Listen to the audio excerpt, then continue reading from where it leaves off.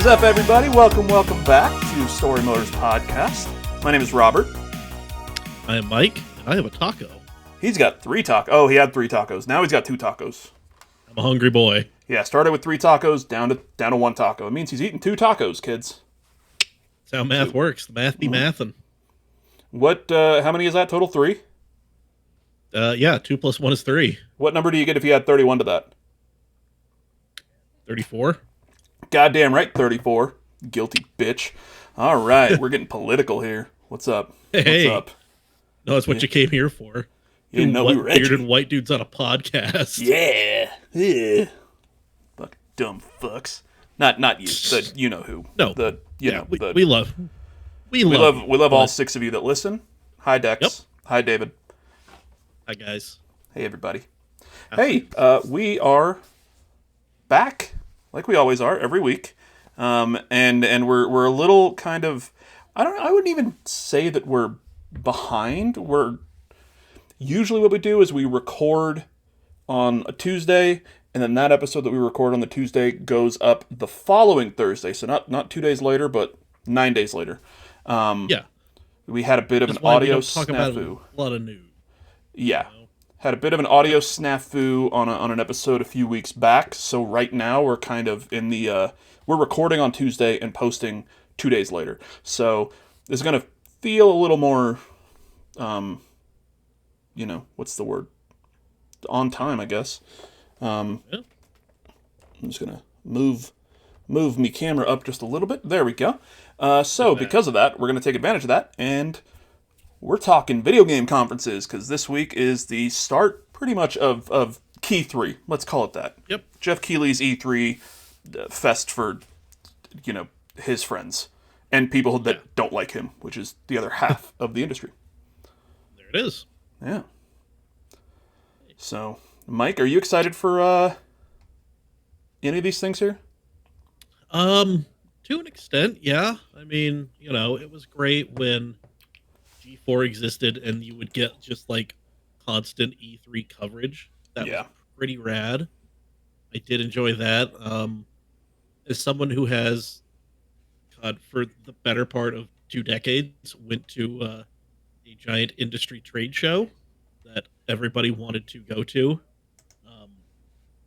I can say I can see it from both sides. Awesome looking on the outside, getting all hyped up, but then being in the thick of it. Oh boy, that is rough. It's not all it's cracked up to be. Yeah. So now you just you just brought up one of my core memories of growing up and being a gamer, and that's the G4 coverage of E3. Oh yeah. Oh my God, it was like that's something that unfortunately we are never going to get back. Nope. We're in a new era where everything's online. There's all of these conferences coming up. Everything is being streamed, so you get to see everything, which is cool. But it's not the same. No, there was with E3. There was always that just like, but that's a real thing. I could somehow get my way into. Yeah. And it was kind of that thing where watching it every year, I'm like, one day I'm gonna go there. Yep. Well, it is. So like the industry trade show that I was talking about, it's called the SEMA show. Like it's a huge car thing. Mm-hmm. And so many people every year would be like, oh man, it's got to be so awesome. And by like year 5, I'm like, I want to kill myself. Like I will walk over to the Honda booth and just all over their pure white carpet, paint it red. But man. It was one of those things people would ask me, how do you get in there? And I'm like, well, I started a blog and they just started letting me in. So letting me do it for some reason? Yeah, they just like me and my buddy sent off media applications and they said, yeah, sure, come on in. And we just never stopped. And they never stopped us. So, and for E3, like CES or any of these other things, I assume there's probably a very a similar easy way to get your ass in the door. Maybe not that, but I mean, like, I don't know, when your buddies could start some like bullshit like tech company or something. Yeah. You know, as long Or as you say or you're maybe in the two industry. fucking fat dorks start a podcast to talk about video games. Yeah, yeah. We're looking at you out there. We're not dorks. No, we're fat, but No. we're nerds. Yeah. Damn right. Get it right. But yeah, yeah. No, I mean, fuck, E3, I miss it. And I think the God. thing about E3 that made it great, but also kind of fucked up the gaming culture, is that it seemed or it felt almost like a competition Yeah. between the big companies. You know what I mean? Like, so like because you had all the companies showing up at the same event and being like, "Cool, I'm on first. You follow that." And then the next company's like, "Boom, this is my response to that. Third boys, Nintendo, you go." And then Nintendo's like, "We're over here playing with toys and we're going to Yeah. sell billions." Like, Yeah, like we don't have to really worry about the latest and greatest in technology. We're yeah. giving you something fun. Yeah. But So but I mean that kind of that competition type feel definitely played into the tribalness, I guess, the tribalism in the console wars. That's still kind of prevalent today, unfortunately. As like somebody who just plays video games, yeah. it was great to see. You could see everything in Yeah. like a few days, and everything Mhm. was right there. So you would see a conference, and it was like, hey, we've got this game, this game, this game, and then specifically the G4 stuff is you watch the Xbox conference, and then they've got the post show, and then they've got further things because then they're going out and they're playing the games and they're talking about it, and it's just like this immediate boom, boom, boom, and it's all day. Oh And yeah. that's the other thing that I remember is that it was like an all day thing for a whole week. Like you would just turn it Mhm. on, boom, and that was your entertainment for the week. Yeah. And now you've got all the conferences kind of they almost try to schedule around each other, but not perfectly. Yeah. So and we can actually let me see if I can pull this up. Okay. We'll talk about this first. Actually, no, we'll keep that for the end. Later on, we'll talk about kind of a bunch of the conferences that are coming up and what we think is going to go on because there are a ton. It's Yep. not just the big Yep. couple. There's a lot going on here. Yep. I mean, if we want to, I could speed run my thoughts on that Sony State of Play thing. I sat and I took notes. Did you? I did. A lot of My them. my note was fuck yeah, Astro Boy. Yeah, that was my big one. Was there Like other stuff that was announced? I don't know. I just remember Astro Boy. That's all I care about. I wrote like a paragraph on Astro Boy. Oh, and like a paragraph on fucking Dynasty Warriors Origins because Dynasty Warriors rules. Yeah, Like Muso games can be really fun and addicting and fucking mindless. That's what they are, but seriously, doesn't matter. they're the best. Yeah. Um, yeah, no. If you like Muso And games, I've got a Muso game for you. is it, Persona 5 Strikers. What up? hey, Okay, go ahead though. Sorry. perfect. Anyway, wonderful. Um, yeah, no, that was kind of a wasted half. Actually, it turned out to be more of an hour for me watching that and taking notes and Yeah. stopping. But just goddamn, Yeah, because we did our we did our predictions. predictions, and I think we both said Astro Boy, and that was about all we got. That was all we need because I was just like hardware, and I'm like, nope, like not even like real substantial hardware. No. Like you're goofy, like an update to like the PlayStation Elite controller and like some goofy like design studio shit. Well, like, and correct me if I'm wrong in the replies or the comments there, but I don't know if they announced during that thing that they were coming out with like the PC adapter for the PSVR 2. I don't think they did. Yeah, because they announced all that information like yesterday. They posted a bunch of info on it, like the price and when it's coming out and all this stuff. And it's like I think you had a perfect opportunity for this. and the And post that they have for it is like connected to a computer, and then it's just like a really poorly photoshopped Half-Life Alyx logo on the screen. Yeah, basically saying you can like connect this to your PC, you can play other P or VR games, including Half-Life Alyx, and then you read the fine print, and it's like, oh, but you can't use all of the cool shit that the mhm, PSVR 2 does, like eye tracking and all this other shit. Like, yeah, it's gonna be a base fucking VR thing for your computer, which, cool. I mean, if you've already got that, yeah, and you have a neat, computer that can but run things, like, cool. But, like, yeah, like why? That's not a selling point. yeah. It just seems like Sony doesn't care about hardware outside of just like the console. I do not think they give a shit about the PSVR 2 anymore. I think They they didn't give a kind of shit they got about. way too deep into it where they couldn't just be like, "Hey, we're not doing it." Like they had to No, they were to committed. kind of shit it out. But I Yeah, just don't think they're definitely not committed to it. nah, for You know, sure. um, Like it's just PSVR two, don't care about it. yeah. Vita and the PSP didn't care about it, and it's just like, but those things kicked ass, Sorry, Greg especially the Miller, the Vita's Vita. dead. God, rest in peace. Gunned down in its So prime. yeah. Oh well.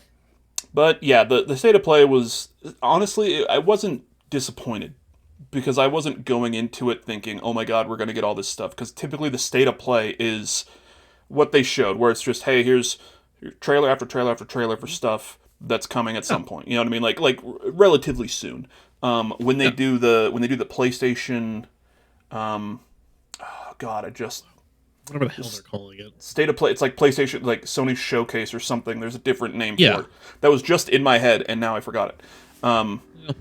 Like that's the big one where they'll come out, and that will be like the, hey, this is when we announce the PlayStation 5 Pro or some dumb shit. You know what I mean? Like that'll be the big one. But the state of plays are literally just Yeah, just like trailers and here's like games. here's this thing that's coming out in the next 6 to 18 months. Yeah, You know, yeah. which is fine. You know, but So, yeah. but since we're talking about these conferences and we're talking about what we didn't like and what we did like from stuff. Once again, Mhm. Astrobot. I'm fucking. If I think I may have said Astro Boy earlier. Astrobot. Um, Yeah. yeah, the Yeah, no, Astrobot fucking that Astrobot game on PS5, the one that just comes with it, is so goddamn fun and addicting. dude, And this is more and more of that. Fuck yeah. it looks rad. Yeah. Um yeah. I I liked Astrobot. The Silent Hill 2 remake looks pretty rad. Let's see. Alien Rogue Incursion, even though they don't give a shit about Yeah, VR, that was a VR one, right? that Yeah. yeah, that looks amazing because Alien Isolation was fucking terrifying. Yeah. And then you're like, hey, do that, but in VR. Oh, oh, there are gonna be some brown pants moments on some streams. And then, like I said, Dynasty Warriors, God of War, Ragnarok getting a PC port. Cool. I Cool. can Yeah. finally play that. Fucking They ultra let wide off with support, which is cool. yeah. They let off with Concord, which I mean the cinematic looked cool. That I'm not a huge cinematic, fucking. I watched that cinematic and I forgot what Concord was. yeah. I remember the name and everything. I remember that it was like it was something that was announced. I forgot what it was, so I was watching the cinematic and I was like, "Oh shit, this is like a single player. Like I'm on a fucking like I'm pretty Yeah. much Guardians of the Galaxy and I'm doing heists and I'm doing this and I'm doing that. Fuck yeah!" And then it's like, "Yeah, let's show gameplay. Overwatch." 5v5 hero shooter, which But nah, but we're gonna make videos every week about the lore. which I'm like that's cool, but I don't know. I was never jazzed about like the hero shooters. Like I Yeah, played Overwatch for a little bit, and I'm like, this ain't my jam. yeah. Let me Like just that be an was anonymous dude definitely in a COD lobby. the the high from that cinematic. I Uh, dropped fucking so fast down to yep. like some people will probably like it. I mean, there's definitely going to be people that like it as long as it Yeah, plays well. I am not. I'm not a hero shooter guy. that's not us. If you've been watching this podcast since the beginning, David, thank you. You know that I don't fucking play multiplayer games. No. I'll squat up with my buddy David and Brandon while they're doing Call of Duty, and I'm just in the voice chat while I'm playing fucking Persona. Like, Boy. oh, I got my test question right. Hey, That's how I play so Persona. Just beautiful, man. yeah, or like Fallout. Fallout 76 is the only multiplayer thing that I play, and even that I play alone. Yeah. But Unless I show up. And I'm just yeah. like, Daddy, uppies. Daddy, make me power armor. I And then, I did, or kind of funny. I talk about them a lot, but the other week they played Fallout 76 on their stream, and I hopped into the world because I was kind of like following them there because it was like Greg Miller, who was a fairly, he played a bit, yeah. and then three other people that work there that have really never played 76. Well, one has, but years ago. But the other two had really never played it. So I was just kind of running around with them, and that was like my high level character and stuff. And I'm trying to give one of them. I'm like, hey, I made like a gun and ammo and power armor for like a couple of the people, the lower level people. Could not get Joey Noel from Kind of Funny. I was trying to give her the power armor and the guns and the bullets because she was on the screen like being like, oh, this gun that I have sucks and I'm running out of ammo. And I'm like, let me go make a gun and make bullets Yeah. and make power armor because her character was level 25 and she could make it. Could not get her attention in game. But the other person playing, Nick Scarpino, who was the entire time fucking hated it. Like, he was playing it and he was having fun because he was, like, with, friends and everything. Yeah. But he was pretty much like, I'm never going to play this again. I would drop something on the ground for Joey, and he would see it and be like, oh, cool, and just pick it up and run away. Like, he picked up the gun. He picked up the gun and the ammo. It's like 5,000 bullets, which it's nothing because their bullets are stupid cheap for that gun. And then 20 minutes later, he's complaining about how he has no ammo. And I'm in the chat being like, hey, like, use that gun that I gave you with all the ammo. And he's like, Yeah. oh yeah, I dropped that right after I took it from you. I'm like, Son of a bitch. and then I had power armor, and power armor is a little bit different. You can't just drop it. You have to like go into it, drop it into the world, and then it's actually in the world as opposed to just like a package. So I get out of this power armor in front of Joey, and I'm trying to like, because you can't really talk to each other when they're in a different voice thing. So I'm kind of like shooting at it to be like, hey, look over here, there's power armor. Yeah. And she leaves, and then Nick sees it and he's like, oh, cool, and just gets in and just runs off. And I'm like, well, somebody's using it. It'll never be used again after today, but somebody's using it. There you go. For right now.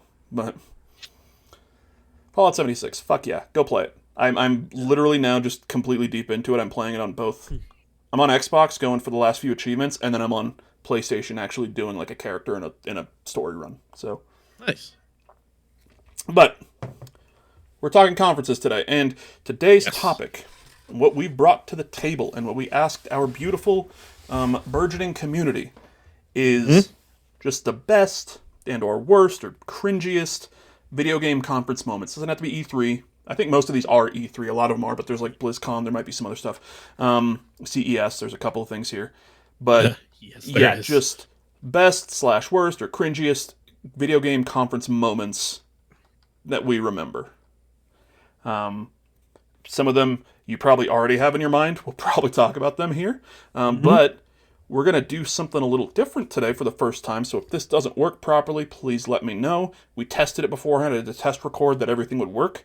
But the first thing we're going to talk about, E3 2007. Nintendo is doing their conference. They're talking about Wii Fit. And they bring somebody out on stage. They want to bring out Reggie Fils-Aimé, which is, I'm pretty sure how you say that, to show off what Wii Fit can do. Oh. And this is where we bring in the video clips. Ooh, hopefully everything works once again. This is E3 2007, and they call out Reggie Fils-Aimé to show off the Wii Fit board. And if you don't remember the quote, it's going to be burned into your brain here in a moment. Watch this. Is do a what we call a body check on somebody. So today, I think we'll do it with Reggie. Oh. My body is ready. My body is ready. My body is ready. Michael, my body is ready. じゃあ乗ってください。Okay, Reggie, please stand on the Wii balance board. Yeah, my body is Reggie. ready, and that has become a call to gamers. Oh, yes. And a meme online. Oh, God, yes. My body is ready. Anytime you're ready for something, you will say, my body is ready. But that started with Reggie Fils-Aimé. It's crazy. But yeah, that Wii Fit. I remember the Wii Fit announcement and thinking, oh, okay, this is a thing that Nintendo's doing. This is a Right. Virtual Boy. Oh, nope. Wrong. We're so wrong. Yeah, the Wii Fit was huge. My parents had a Wii and a Wii Fit. Like, they bought a Wii for the Wii Fit. Yeah. I know don't so remember if many they ever houses- used it, but I know so many households that had the Wii Fit. Like, a Yeah. Wii for, like, the kids, and then the parents got, like, a Wii Fit. Because, like, oh, this is better than a gym membership. It's like, you never went to like, the gym in the first place. look, I don't think it is. But you know what? You go ahead. You go ahead, fam. Truth. Do what you gotta do. But yeah, the Wii Fit was actually fucking kind of. It was a massive success for them. Oh, yeah. But when it comes to, I'm not even gonna say cringy. Actually, maybe this is cringy. Let me pull up this clip here. Make sure it's Okay. at the right spot because I've put us back to just the two of us. Hey. Because I want to pull up this clip here really quick. And I believe. Oh, this. Yep. Where is this in the thing here? Is it at the end? Towards the end, yeah. Yes, it is. Oh, it's beautiful. So, back in 2004, The year of our Lord. the year of our Lord, E3 2004, Microsoft is showing off Halo 2 multiplayer, the multiplayer demo, and talking about Halo 2 and when it's going to release. And the legend, Peter Moore, is on stage And we weren't backing out. talking about the They release said date. they'd believe that the day I tattooed that on my arm. Talking Skeptical about the bunch. release date. Well, fellas, I got your release date right here. November the 9th, the moment Xbox Nation's been waiting for, Halo 2. And yes, that is 2004. It'd be kind of hilarious if he was like, yep, 2006. See you later. You know? So nobody knows if that was a real tattoo or not. Like, I mean, he has not. has he never come out and been like, hey, I still have it, or I don't have it? Yeah, like he has never like shown off his arms really ever. Let's see here. Like he's never pulled up the bicep. I'm trying to find any information on. Let's see here. Former Xbox boss reflects on his famous tattoo as Halo 2 turns 2019. Yeah, everything that I read was like, yeah, like never come out and said he actually got it tattooed on him. Mm-hmm. He was just like, yeah, it was a thing I did. Yeah, a tweet from November 9th, 2023. So, you know, the anniversary there. It was 20 years ago this evening. Timing was wrong, but whatever. The Halo ink was still damp and the arm was still sore. But we at Xbox changed blockbuster gaming marketing forever. So, this is a tweet from, like I said, just about 6-7 months ago. Yeah. Let's see if this shows up kind of well on screen. Yeah, it does. Cool. Yeah. Perfect. So, it was 20 years ago this evening. The Halo ink was still damp and the arm was still sore, but we at Xbox changed blockbuster gaming marketing forever. Hashtag I need a weapon. And it's the shot of what we just Yeah. to that. And then, reply here. Marty O'Donnell. I remember you walking around all day with a bandage on your arm, still thought it wasn't real. Jesus. Somebody had to put a stake in the ground or ink on their arm to get a ship date from you guys. Wow. So, All right. Well, yeah, so apparently that was a real tattoo. that's terrible. That's terrible.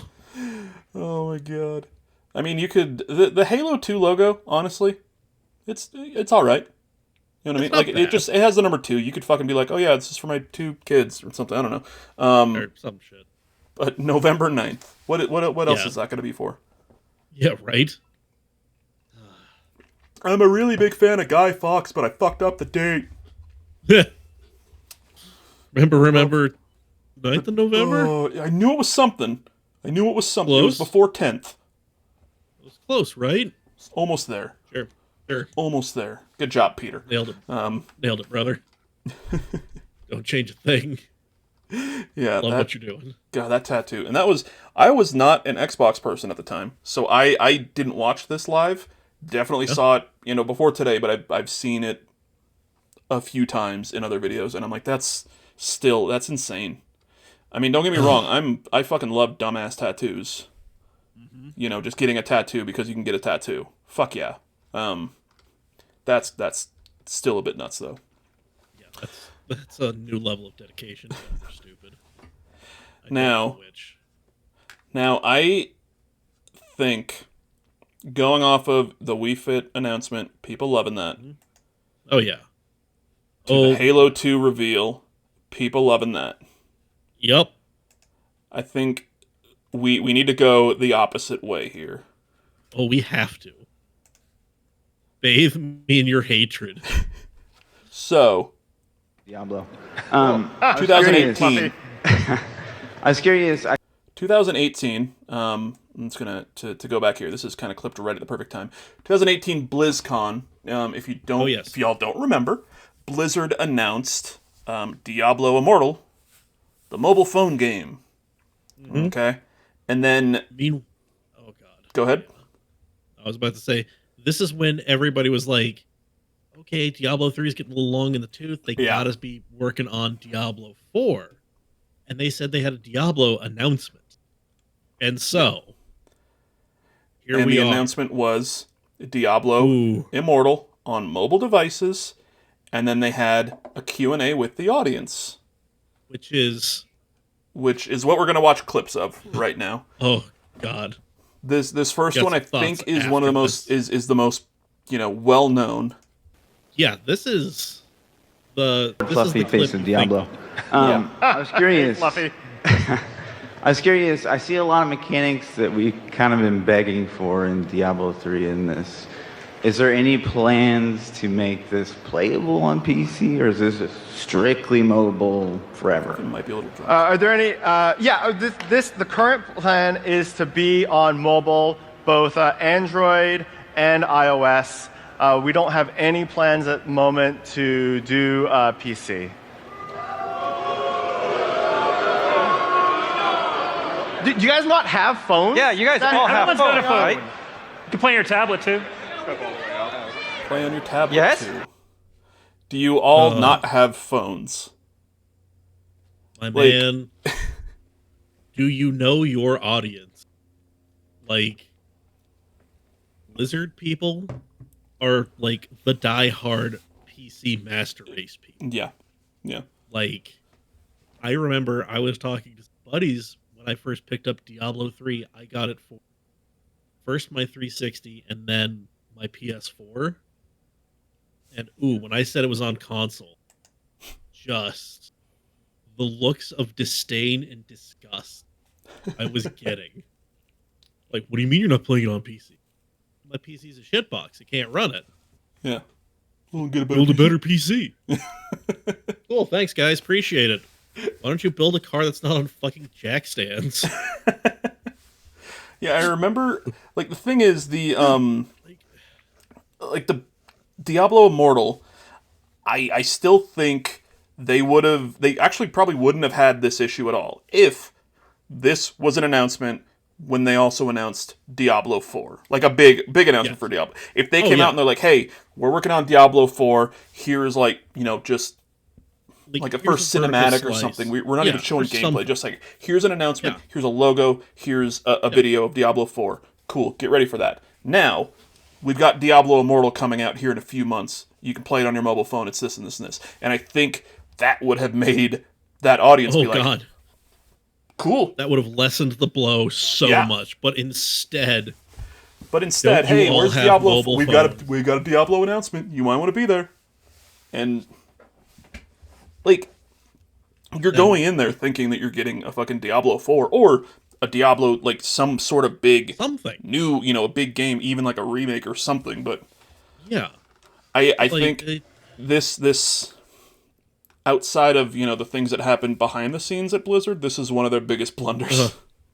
This is just like, man, bad things were happening behind the scenes at this time, but this was them just being like coming out and saying, "Oh, by the way, I shit the bed and I rolled around in it. Look at my sheets." and I do feel bad for the developers and credit where it's due. The guys on stage here, like they're rolling with the punches. They probably they must have had some idea. Hey, we're gonna get some pushback on this. We are going to get buried. And the fact that they stayed out there and they did a Q&A and it wasn't, hey, is this ever going to come to PC? Oh, I mean, we'll see. No, it was, as of right now, mobile, Android, iPhone, we're not doing PC. Which I don't know if I think that's still the case. I don't think it's moved over to PC. I don't think it's moved anywhere. But yeah, credit where credit's due that they stood up there and they essentially just took the lumps. They took it. Yep. Yeah. They did. And that includes this guy. This other guy that we will see. And if you don't remember this part about it, this was another Q&A question shortly afterwards. Hey, just was wondering, is this an out-of-season April Fool's joke? Bam. No, it's a fully fledged Diablo experience on mobile, which everybody will get to play. And yeah, is this an out of season April Fool's? That's a fucking burn right there. My man, the red shirt came in. The dude who's supposed to die immediately. Yeah. As soon as you beam down to the planet. Ken Bone came in there with a hell of a question. This dude from maybe getting work on the major wrestling things. He just shows up to the big pay-per-view with a chair. Main event, just mollywops you and then disappears into the crowd. Just fucking cashes in that money in the bank that he got somehow. He just showed up with his own money in the bank that he made, and they're letting him walk away with it, He just asked somebody to hold the briefcase. The person didn't understand, by the transitive property, whoever has the briefcase has the opportunity. Possession is nine tenths of the law. He just comes strutting down, holding this fucking briefcase, and hits somebody with it. And away he goes. Is this an out-of-season April Fool? That is so bad. And God. Once again, credit where credit's due to that guy. That's fucking. You're sitting there, you get this announcement, and the first thing you think of is fuck, I'm gonna burn these fuckers. I got it. I'm ready.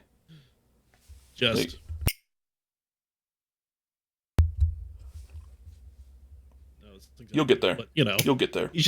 I'm not going to do that for 5 minutes just to realize it's fucking dry. We can't have that. But yeah, he's just sitting there just working that Zippo, just being like, oh, time to burn something down.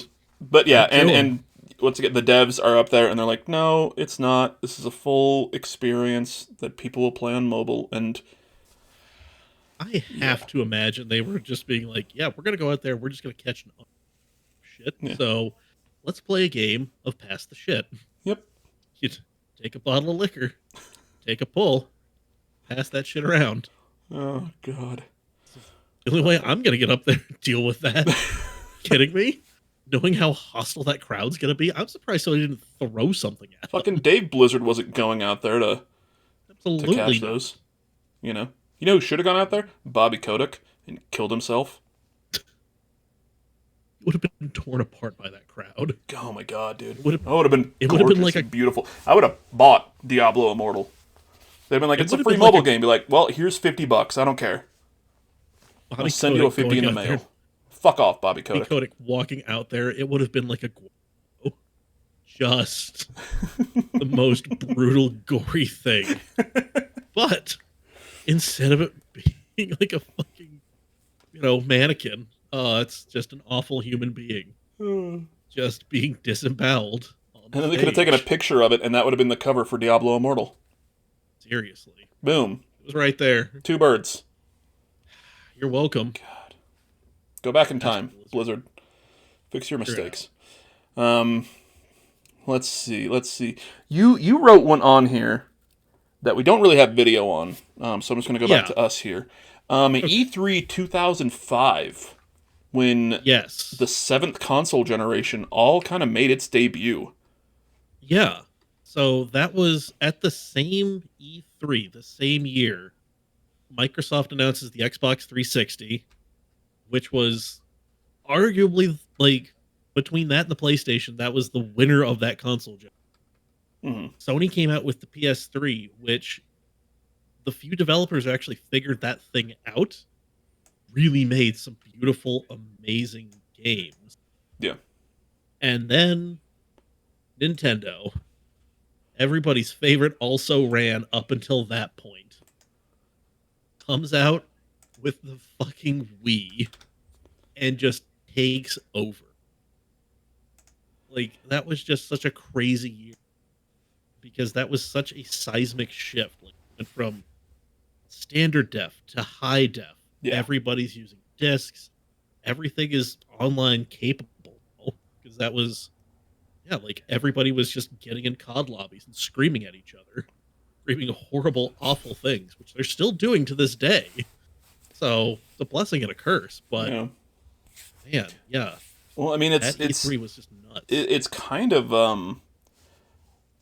like, I mean, just the way that I look at it, I feel like the 7th generation, the 360, PS3, Wii, was the last big jump.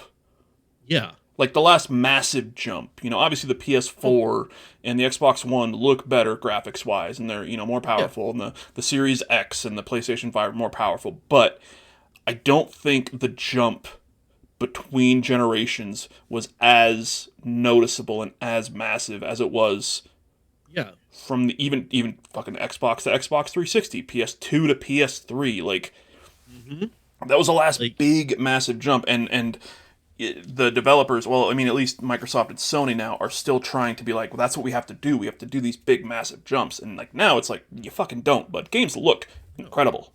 You don't need to make them look even better. Like, you're not gonna make, unless it's fucking a real goddamn person in there. Yeah. No, it's gonna look uncanny valley, but like, arguably that was my favorite console generation.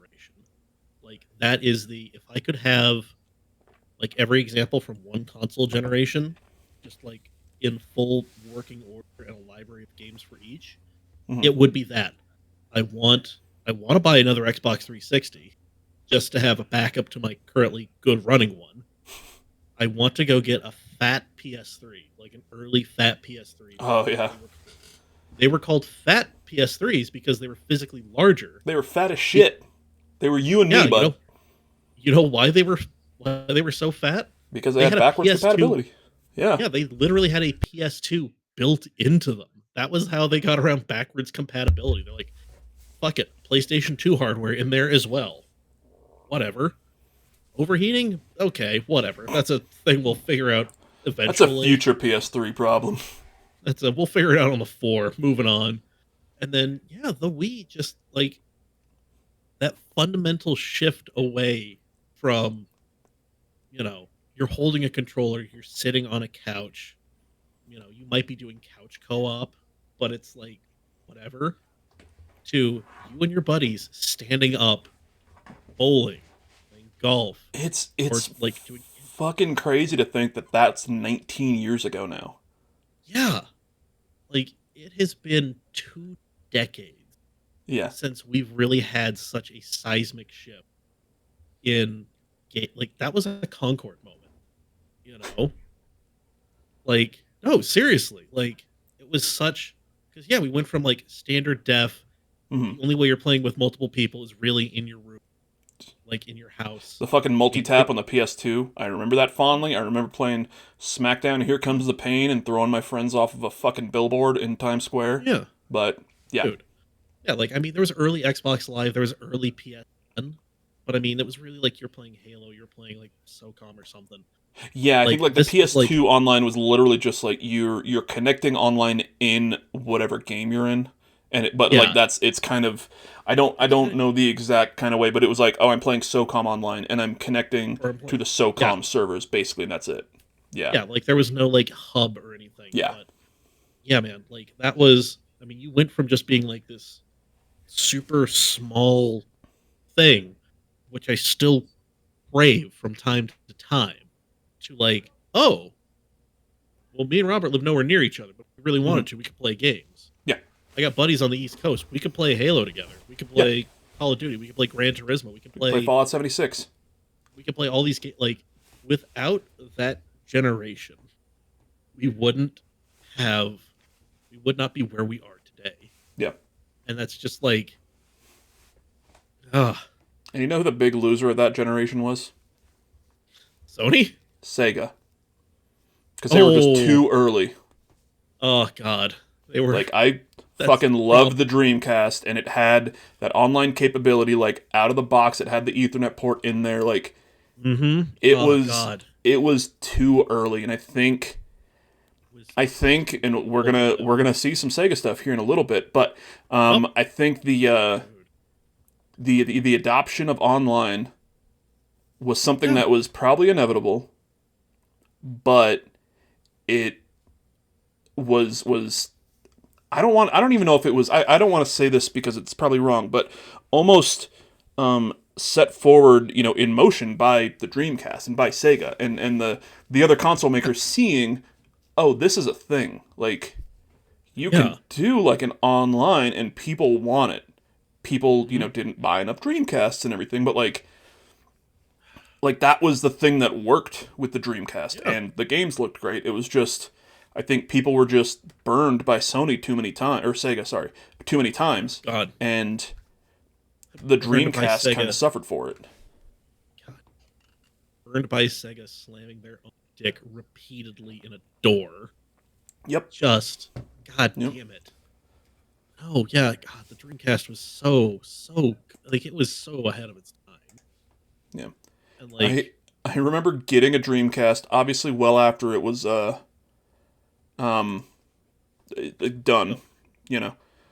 Oh, I'm pretty sure I told the story here. Like, I picked mine up on launch day, September 9th, 1999. I got the T-shirt. Fucking old. Yeah.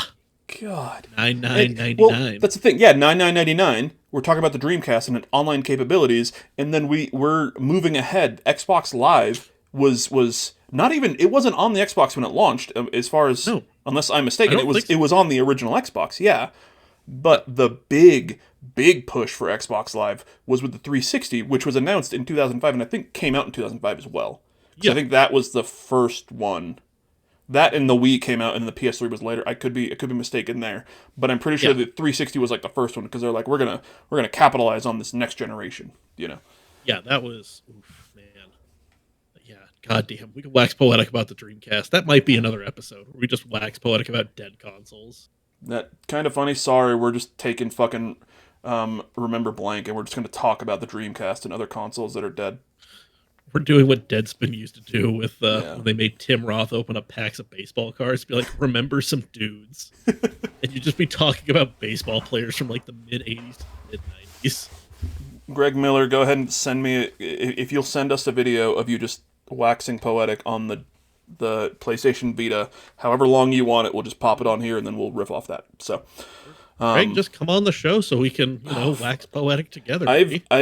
I've asked him, and he's answered, and he's like, you know what? I get a lot of requests. I would love to say yes to everything. I just cannot say yes to everything. And I'm like, dude, totally fine. Understandable. Totally fine. Understandable. I get it.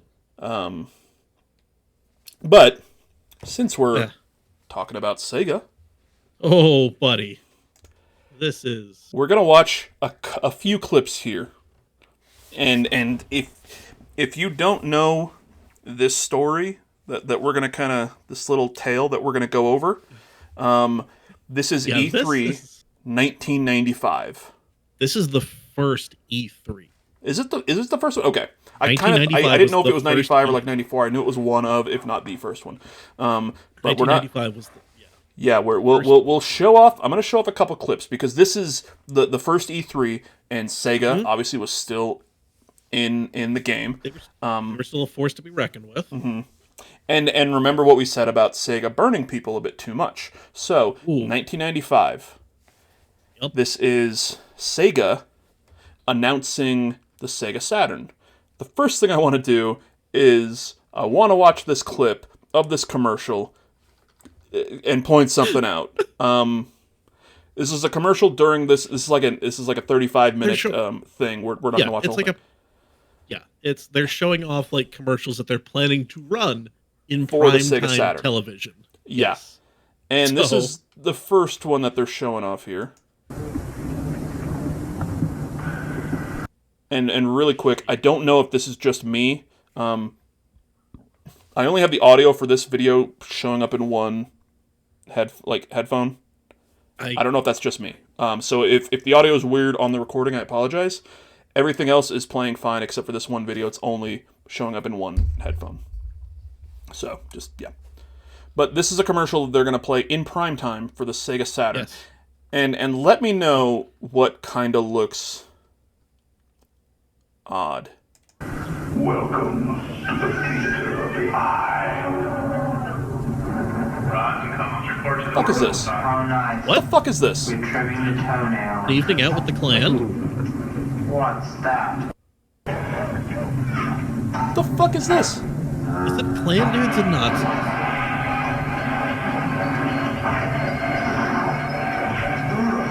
Alright, I can find this commercial, so I'm just like... This is the brain. What's going on down there? Here's what's going on! Go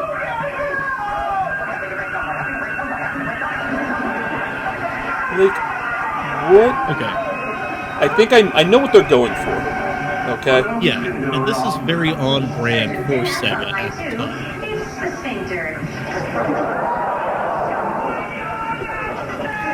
So, what they're going for, the Sega Saturn, what they're going for is it's the theater of the eye, and the SS members and the Klansmen are the rods and cones. Which is just, I feel that needed a rewrite. I'm shocked that made it out of the room. You could have just used different colors. Seriously. You know, maybe one's red and one's green. Or you could have had them literally dressed as like cones and rods, just like giant traffic cones. You know, but okay. But no, we're gonna go off, King. Fucking night at the theater with Johnny Klansman and fucking Klaus SS. Yeah, with the Grand Wizard. Jesus Christ, Sega. But yeah, that's. I just wanted to show that because it was fucking insane. So we're gonna skip ahead a little bit here. Yep. So this is the end of this conference, 1985. They're announcing, like, this whole thing was essentially talking about the Sega Saturn. Yes. So I think we're probably close to about The here. eyes, the ears, the nerves, and yes, the sphincter react to this new immersive experience. Didn't see that earlier, just that I think sphincter. when Yogi said fork in the road, he meant opportunity. When he sees opportunity, he takes it. So do we. We're taking all the opportunities we can to make this business soar. And since I began my remarks with an announcement, I may as well finish with another. We started our rollout of Sega Saturn yesterday. We're at retail today in 1,800 Toys R Us, software, etc., and electronic boutique stores around the U.S. and Canada. Our retail price is between $399 and $449. We have 10 software titles at retail in the next few days, 20 by August. Our total rollout will take the summer to complete. but we're starting today in store and starting today on primetime TV with these commercials. The fucking Klansman and the SS commercial is showing up in primetime. It's out there. Thanks. It's been an honor. So, why was it insane that he said, "Oh, we began our rollout yesterday"? Because this was still kind of like the Saturn needed more time in the oven. 100%. That's what it. I mean, it was okay. The Saturn is a great console, buddy. Look, no, it's not. Let's not fucking mince words. The Saturn was. The Saturn at the time could do like it had the it basically had an arcade level board in it, so it could produce some great stuff.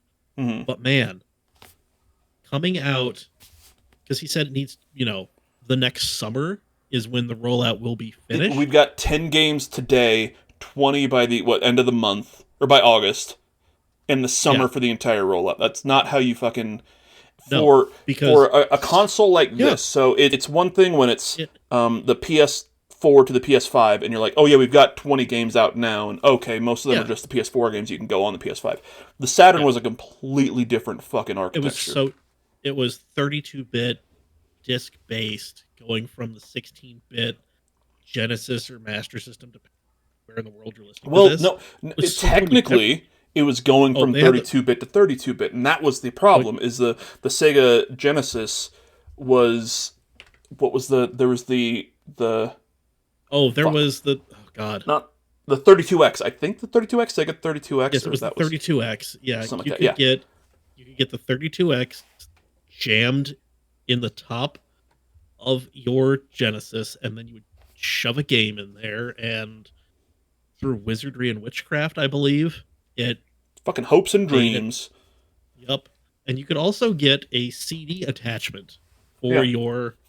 Yeah, like, these were things that they, like, released in the interim to be like, hey, we're still cool. And it's like, no. Well, and the problem there was, it was that they... And there's a great book, and I don't know if it was a movie or a miniseries called Console Wars. That's essentially just about this. It's about Sega going up against Nintendo and then shooting themselves in the dick over and over and over again until they had to leave the console market. If you want to, Console Wars, I think it might just be like a straight up movie. Like, I remember watching it or something. Yeah, I know it's a documentary, but I didn't remember if it was a movie or if it was like a miniseries. I read the book as well, and the book is written. Same. The book is kind of written as, almost like a story, as opposed to just hey, this happened. It's written with kind of a narrative in that way. Yeah.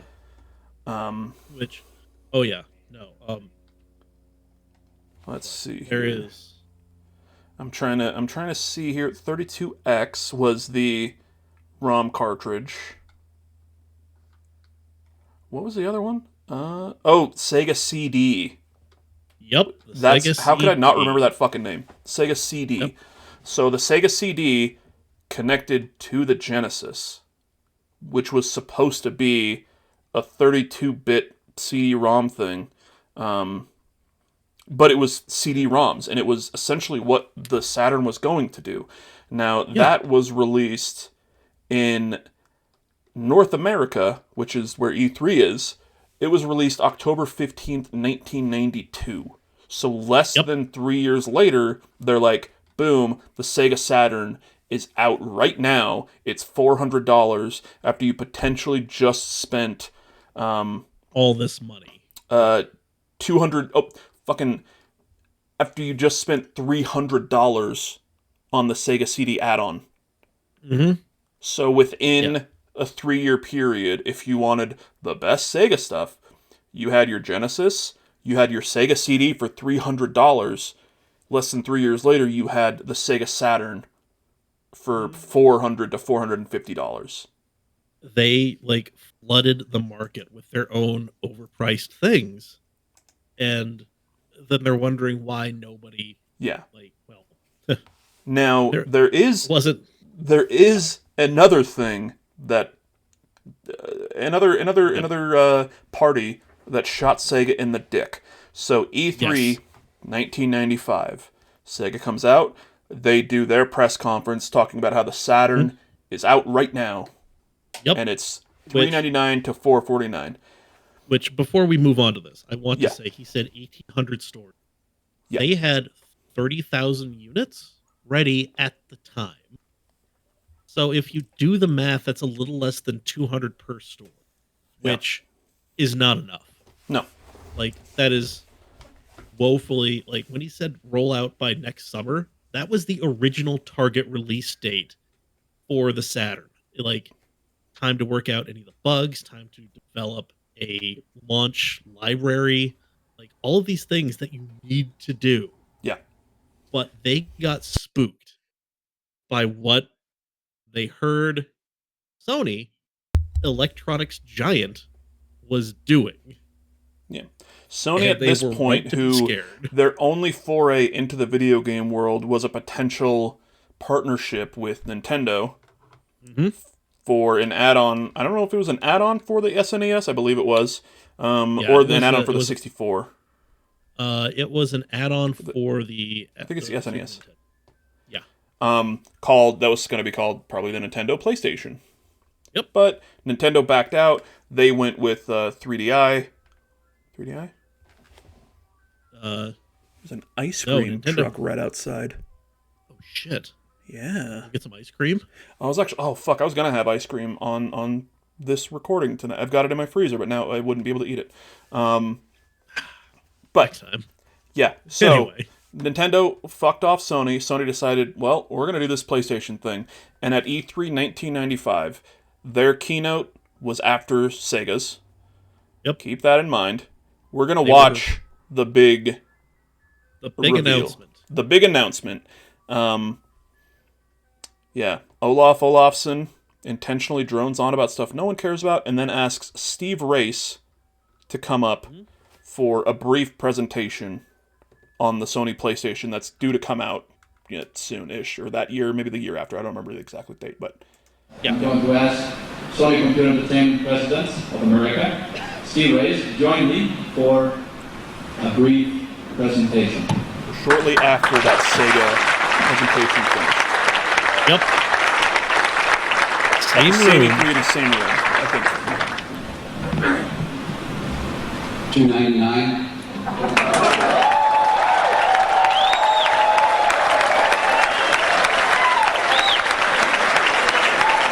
That's it. Yep. The entire announcement, not the date it's coming out. This is just $299. Spelled the fucking death of the Sega Saturn. That wasn't the beginning of the end for Sega.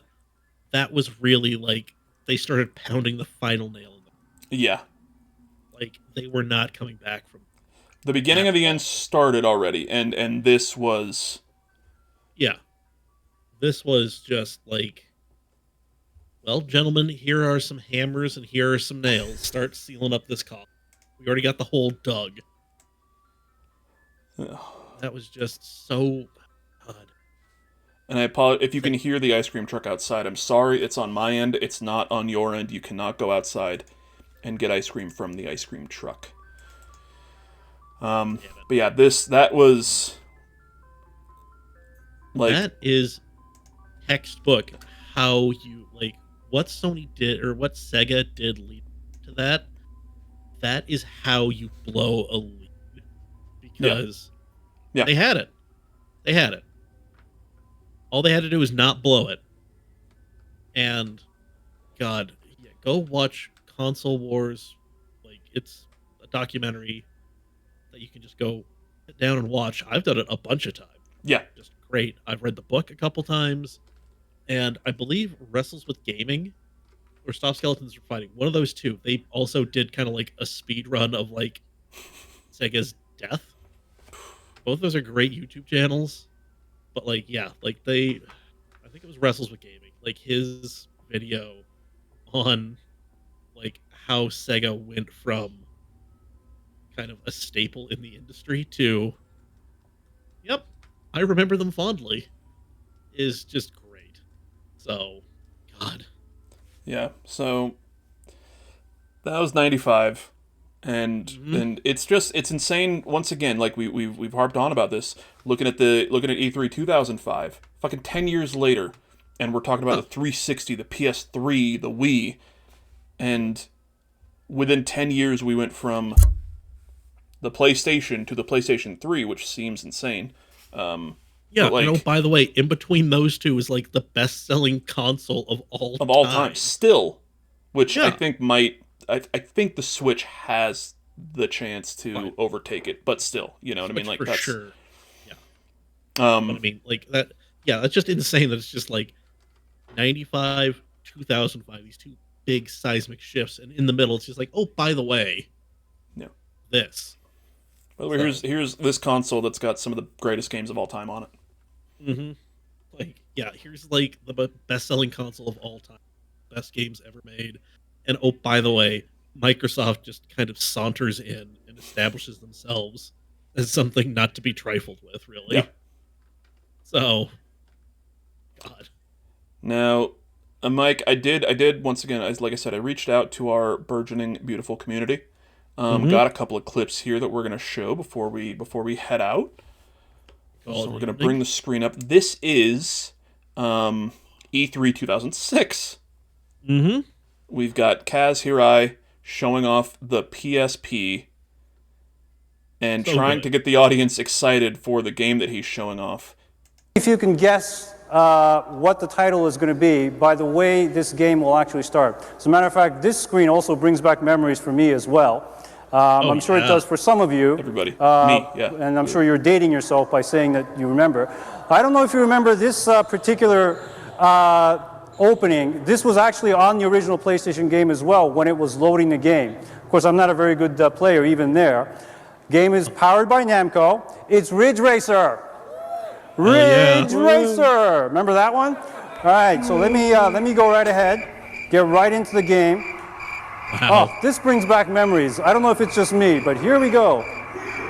I was happy about it. The crickets were not in the original thing that was on this YouTube video. Just, oh, God. I know that was probably obvious, but still. Yeah. That was our friend OM Jesus, and that was the first thing that he thought of was this. It's Ridge Racer. Yay! Just one dude happy about it, and I think honestly the display here is just fucking terrible. The way you're showing this really off. Yeah, it was so bad. But like, man, I get that you wanted to you had to show off the handheld and how it looked and how it played, but like if you want to show me what's on the screen, you want me to be able to fucking see it. Maybe make it more than 20% of the screen. Like the over the shoulder thing it was not doing it any favors. No. And it just felt like they never ran through it. So there's just some poor PA off screen just being like, zoom in. Vamp. Yes. Zoom out. Show his hands. Vamp. Stretch. Oh God, it's taking too long to load. Yeah, like it's. Before we get on to, because we have one that was sent in by our friend 0mm that we're going to show off right here at the end because it's not technically a video game thing, but it's insane. God, it's terrible. I want to show off two more things. One that's kind of silly. I don't know if anybody remembers this or has maybe forgotten that. That'd be very lucky for you. So you're in for a treat, folks. This one is the original Xbox announcement reveal. Like not the giant fucking metal X when they were like, we're making an Xbox. This is what CES 2001 when they came out and they actually had the Xbox on stage with Bill Gates and a very special guest.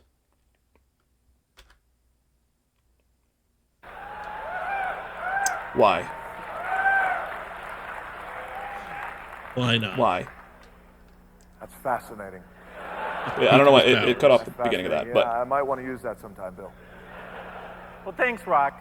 And thanks, Rock. It really is an honor to have you here. Rock. Believe it or not, I'm a big fan of yours. For instance, I know that you're a 5-time WWF champion, not to mention one of the top entertainers in the world. Bill, I'm very flattered. I'm a big fan of yours as well. For instance, The Rock knows you're the chairman and chief software architect of the Microsoft Corporation, a leading worldwide provider of software for the personal computer. Thank you, Rock. I'm very flattered myself. By creating Windows in 1983, Bill multitasking Gates wrote graphical this, user right? interface environment Had to. that runs on MS-DOS-based He had computers final along say with Windows NT over, and Windows like, 2000, what was going on. completely self-contained operating systems that feature networking, symmetric multi-processing, multi-threading, and security. Bill, you've certainly revolutionized the technology we know today. And there's no chance that The Rock had that memorized. Like, that's why he's wearing those dark sunglasses, just reading a script, and I love it. Impressive. He's just reading off screen. Let's move on. Oh. You also like golf. That's true, I do. But today Rich isn't white about man who me, doesn't Rock. love golf. It's about the future of video games. Bill Gates, you never cease to amaze The Rock. Never cease to amaze The Rock. You're right again. Today isn't about you. It's about the... Yeah, that's the silly part of that is yeah. just The Rock's spiel about Bill Gates and everything that he created single-handedly, with no help from anybody else in the world. But there was nobody else involved. Just Bill Gates. There are so many cringy, like, video game conference moments. I don't know what I would put this under. Cringy, bad, amazing, all of it. Like, so bad it's good, almost. Okay. I guess. But yeah, that clip was just makes me happy. It is so... That is the most 2001. Yeah. This is a guy who has been in, I believe at this point, the fucking Scorpion King. Or The Mummy Returns. And that's the level of, like, you would not be able to... Well, actually, you did, kind of. You had him record a video talking about fucking energy drinks for an Xbox thing a couple years ago. But, like, The Rock now would not come out and be like, hey, Bill, you're doing this and this and this and this. And I think Bill Gates might be dead, I'm not sure. But it's just a product of 2001. 100%. Yeah. And it's great. Just oof. Now, one more. This honestly is I think my favorite clip from any conference. Okay. And it's not a funny one. This was a reveal of a video game for the PS4. It's a Sony conference. They had a full-on orchestra. And I just cut to the reveal of the video, and this is like a fan shot thing, so you hear voices. But if you were... I remember watching this conference live and seeing this reveal and going fucking ape shit myself.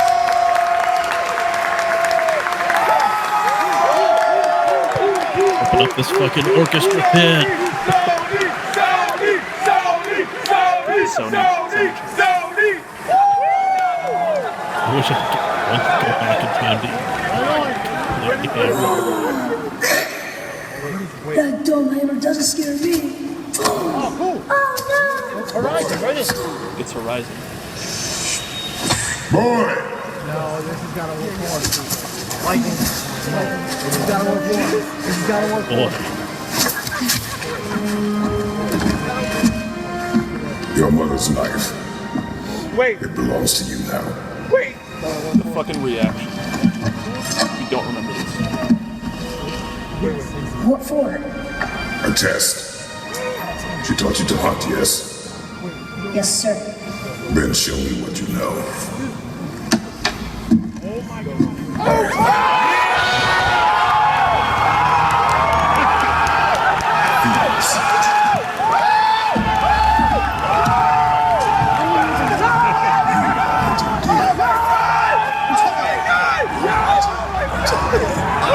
Right into the game.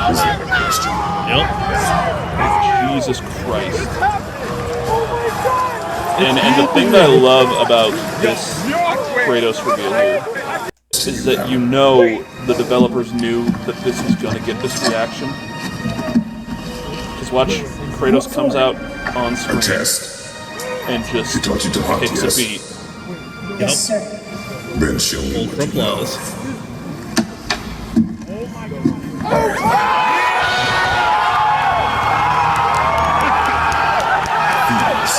Like, that reaction, I was like this watching this at home. Oh. Just being like, what the fuck? Kratos? Who's this kid? Is baby Kratos? Apparently it is. Right. I remember, like, hearing, because I didn't watch it live, I remember hearing that, oh, there's a new God of War game. I remember playing the other God of War games, and I'm like, yeah, they were pretty rad. All right, see what this is about. Holy shit. Yeah. Like, I need to go back and revisit that one. It's that God of War reveal. The only thing that makes that reveal better is that the game fucking held up. Like the God of War 2016 when it came out was as good as that fucking reveal when you played it. Oh. Which sounds kind of weird, I know, but like it came out and it wasn't like, oh wait, no, this game fucking sucks actually. No. God of War 2016 came out and it was incredible. God of War 2016, Doom 2016. Wait, what else came out in 2016? Actually, that quite a bit of shit. It was a pretty rad year. Yeah. Jesus. All right. Now, we got to show off one of the. We're not going to watch this whole thing. This is fucking 3.5 minutes. Yeah, no, we're not going to subject you to that. Our friend 0mm, we asked for the cringiest video game conference moments, and they said, "Does CES work?" And does it have to be video games? And sent a clip of the Qualcomm keynote presentation from CES 2013. And this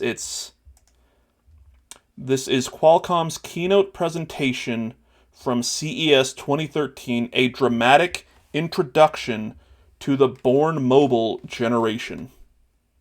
Oh, no. And this is a presentation on their cell phones, I think?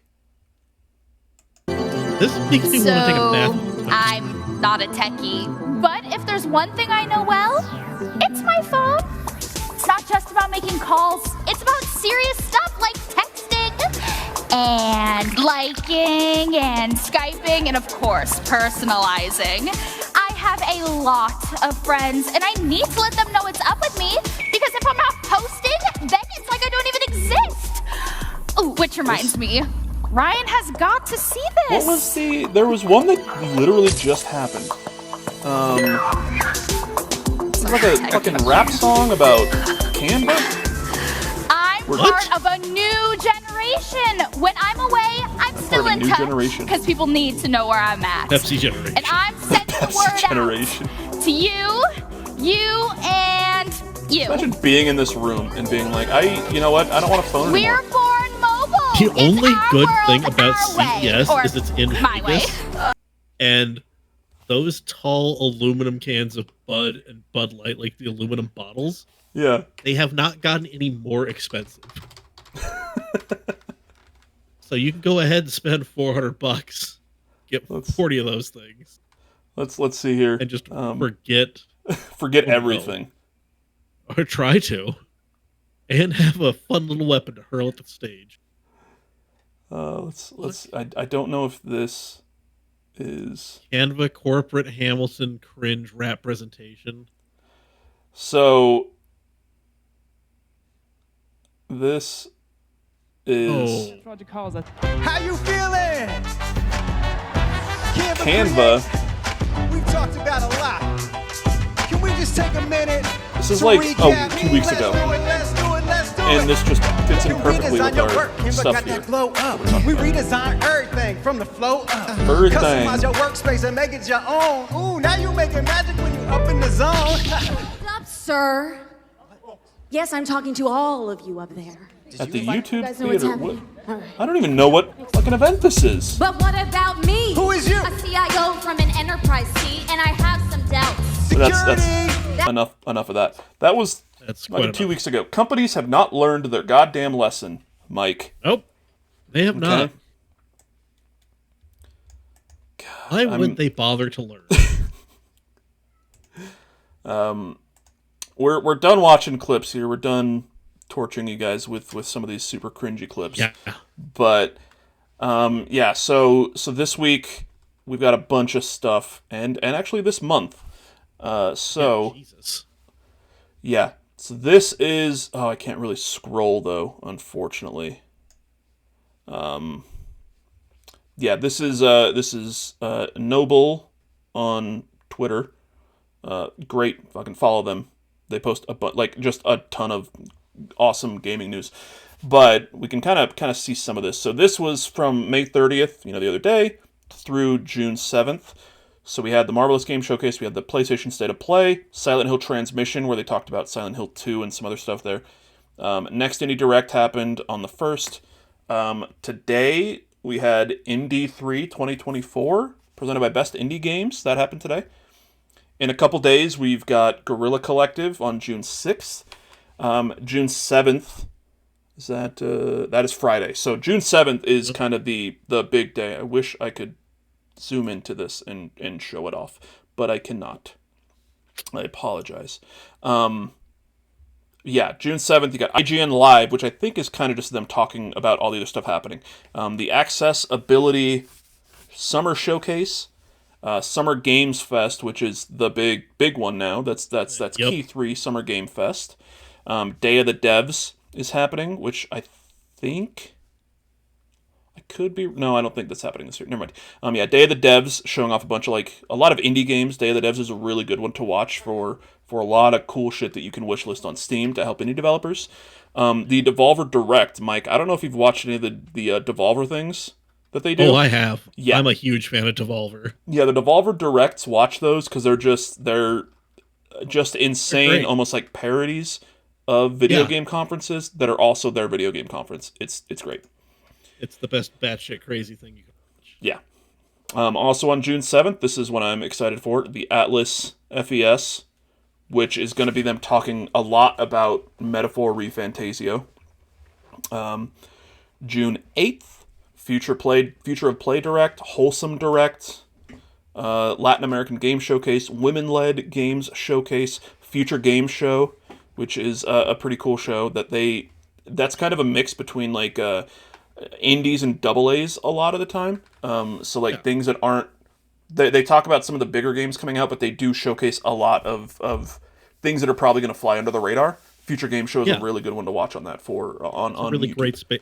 Yeah, it's a great space to see some games that you're probably going to end up loving, and some studios and developers early on, to keep people to keep an eye on. Yeah.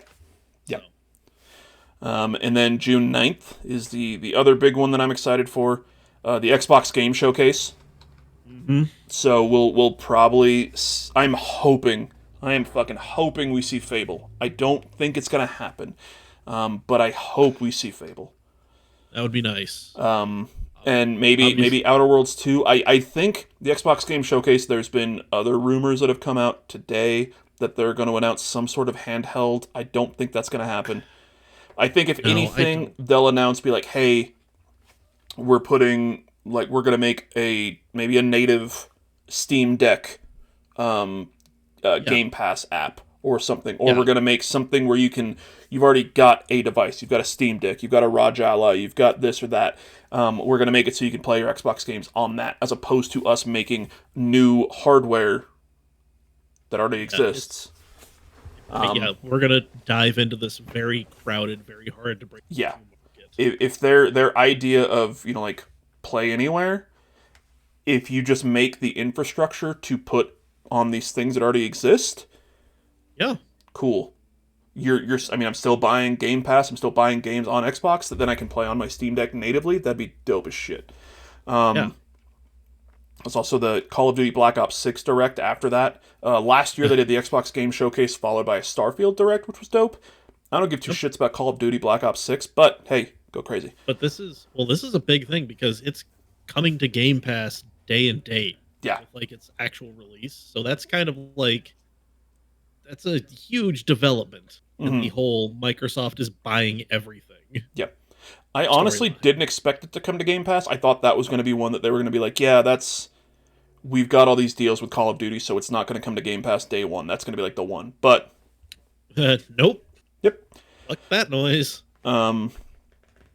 PC Gaming Show 2024 also happening on the 9th, which is Sunday. June 10th, Monday, is the Ubisoft Forward, which it's going to be something. It's going to be Star Wars Outlaws, and it's going to be fucking Assassin's Creed Shadows. I'm excited for both of those games. More Assassin's Creed Shadows than Outlaws, but just because I've played the more recent Assassin's Creed games and I really love Valhalla, whereas the Outlaws I'm still not entirely. It looks like it's going to be a fun time, but I want to get it in my hands and play it. And then the last one listed here that has a date is June 12th. Dames for Games. I'm assuming that's going to be like games made by female developers. Cool. The Women's Led Game Showcase on June 8th is part of Summer Game Fest, I guess. But Dames for Games is separate, so it's probably going to be more indie-based. And then probably at some point this month we'll get a Nintendo Direct. Maybe Nintendo at some point. I think some point this year Nintendo is going to announce the Switch 2. I think that's got to happen. They're going to do more than say, yeah, we're working on something. Yeah. Which is all they've really come out and said after all these people are just like, no, we know you're working on something. Like, we've seen, like, we've been there on the shareholder calls. We've, like, looking at patent registrations, like, all this stuff. Like, we know you're doing something. Yeah. So. Mike, Let's just look at kind of the big one, Summer Game Fest. And maybe Xbox Game Showcase, because I know that you also play Xbox. And I apologize, Mike's camera is super low in the recording, and I just noticed that. So Mike is very It's short. all right. I love you, buddy. I'm sorry. Love you too, buddy. I'm here repping for all the short kings. So Summer Game Fest, let's just kind of give me some quick predictions or hopes that you would love to see. Man. I'm kind of hoping we see.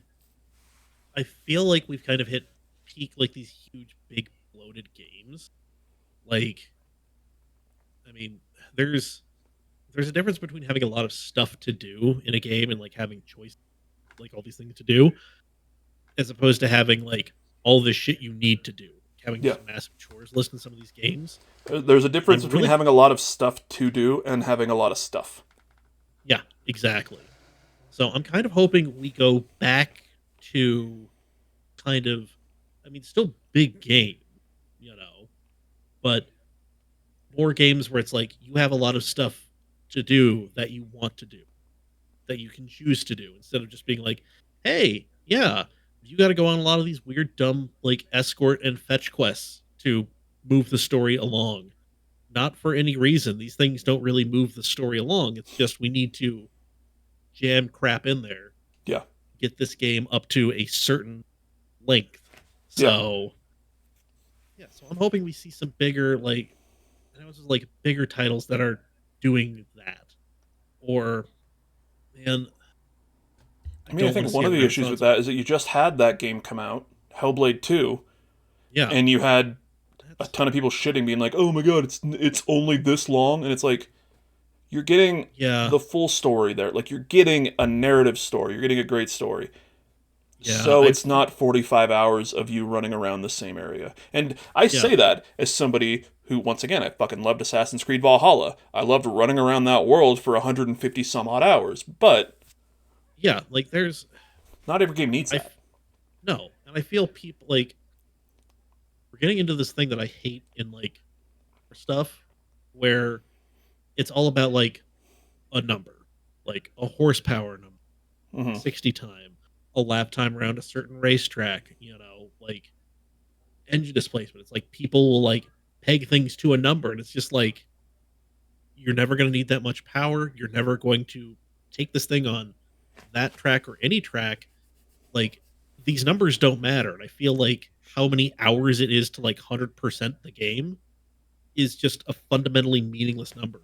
90% of the people out there playing games. It's just like, oh, yeah, it's going to take you 140 hours to, like, complete everything in the game. Okay. That's cool. 90% of the people aren't going to do that. Yeah. But there's going to be a loud vocal minority who are just like, well, there's so much stuff to do. And it's like, my brother in Christ, you're working 60 hours a week. Yeah. You don't have time to plat this thing. Or you're going to do it by the time this console generation dies out. Like, I think I had like 150 to 200 hours in Valhalla. Did not get the platinum. There's still a bunch of the map that I just never went to with stuff that I just never did because there was so much. And it's that thing where like it's a fun world, it's a fun sandbox that I can jump into and run around in a bit, but like it's like a buffet. Yeah. Like, it's awesome that there's all this stuff there. Yeah. But man, sometimes all I just want is just like the fried shrimp and the mini corn dogs, or like whatever the hell is there. Like, I don't want a little bit of everything. I'm not going to eat my way through the whole fucking thing. Like, yeah, it's just, I really hope we see, like, I know a lot of people were like big, loud, mad about Hellblade 2, but yeah, the same thing. Like, they're big, loud, mad about something that either they're never going to play, or like they're just like, oh, well, it can't be that good if it's only 45 hours. It's like, my man, you're going to struggle to get to that 45 hours. Yeah, I know you. Trust me. Yeah, like Hellblade. I mean, and then the other thing is like some reviews are like, oh, it's like 6-7 hours, and then you see a lot of people online posting their time, and it's like, I'm 15 hours in, and I'm not done with the story yet, so I don't know if I'm doing something wrong or if other people just sped through it or what. But yeah, it's so I don't know. I hope we get back to like some of this stuff, and I hope we really start to see some of these like live service games die. Like, the writing's been on the wall for so long. Like, I hope we see at most 2 live service games announced at Summer Games Fest. Yeah. Yeah. That is my big hope. I know I'm going to be wrong. I'm going to be sorely disappointed, my friend. I'm going to be drinking tequila straight from the bottle, lamenting the state of things. And I think next week we'll probably just talk about what things we're pulling out of it and what we're kind of excited for now that that's been announced. But, like for me, the big things I'm excited for that, not even excited for, just that I would like. Once again, Xbox Game Showcase, I want to see fucking Fable. Yeah. Oh, God. Like, I want to see Fable. I want to see Outer Worlds 2 if possible. I don't think it's going to happen because I think they're coming out with Avowed, obviously, so I think we're going to see a lot of Avowed stuff. I've heard there's been rumors or so that kind of switched over to the Unreal 5 engine, so it's going to look a bit better than when they first showed it off. Yeah, Avowed with a release date, if it's still coming out this year, a release date and everything for Starfield Shattered Space. I'm hoping to see, because I know there was a massive Starfield update that came out recently that added a bunch of really great quality of life stuff. I'm waiting to jump back into it for Shattered Space, which is the first big DLC. So yeah, once that gets announced, I'm diving headfirst into Starfield again. But that and that Atlas event, as a fucking nerd-ass boy, me, who wants Metaphor ReFantasio so fucking much right now. That Atlas thing I'm gonna be watching. I don't think there's gonna be any Persona related news. I doubt it. If anything, if they announce anything Persona related, it'll be Persona 5, I think X is what it was. It's like a mobile Persona 5 game. Or maybe a big reveal announcement would be like a Persona 5 fighting game. That would be cool. Yeah, there's 2 Persona 4 fighting games, Persona 4 Arena and Persona 4 Arena Ultimax, which brought characters from Personas 4 and 3 together.